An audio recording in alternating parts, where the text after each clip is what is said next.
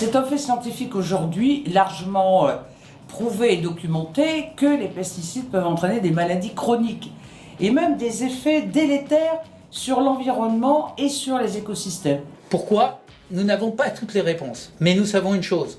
Certains pesticides sont encore plus toxiques que ce que l'on pense. Das wollen wir verändern. Die Europäische Union muss die Zulassung der Pestizide verbessern, ihrer eigenen Verordnung gerecht zu werden. En effet, le règlement européen exige que les pesticides autorisés dans l'Union européenne n'aient pas d'effet néfaste sur la santé ou l'environnement. Παρ' όλα αυτά, αυτές οι δυσμενείς επιπτώσεις είναι υπαρκτές και ως εκ τούτου ο κανονισμός δεν εφαρμόζεται σωστά. Comment est-ce possible ?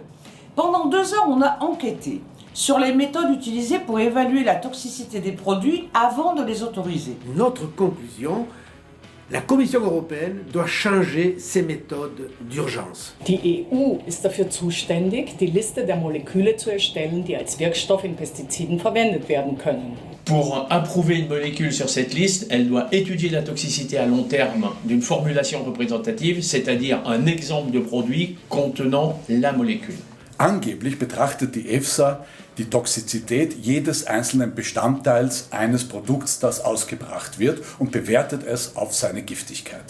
Ça, c'est la théorie. En réalité, plusieurs études ont montré que l'intégralité des substances présentes dans les produits ne sont pas forcément déclarées. Inoltre, i dati sulla tossicità delle sostanze dichiarate non sono sempre disponibili. Di conseguenza, l'EFSA trae le sue conclusioni su una parte molto piccola del prodotto, trascurando la tossicità derivante dalle interazioni tra i suoi componenti.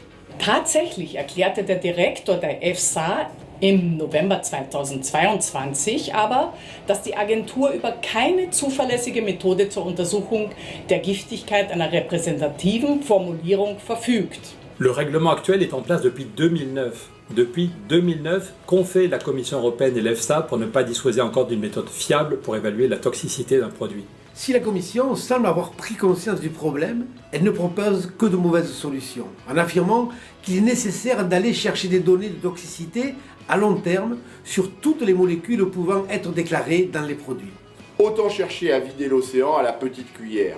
Nous voulons une méthode plus efficace, plus simple, plus transparente. Et nous avons des propositions à vous faire. Nous voulons que les formulations représentatives soient étudiées avec les mêmes critères que les substances actives déclarées. Με πειραματικές δοκιμές διάρκειας 2 ετών τουλάχιστον. Ainsi, l'effet toxique de tous les composants serait pris en compte, tout comme celui résultant de leur interaction.